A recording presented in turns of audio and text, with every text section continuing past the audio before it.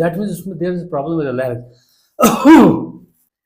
क्या ये bronchial asthma की है, क्या ये ट्रेकियाइट्स की या फेरेंजाइटिस की खांसी है, क्या ये सीओपीडी की खांसी है?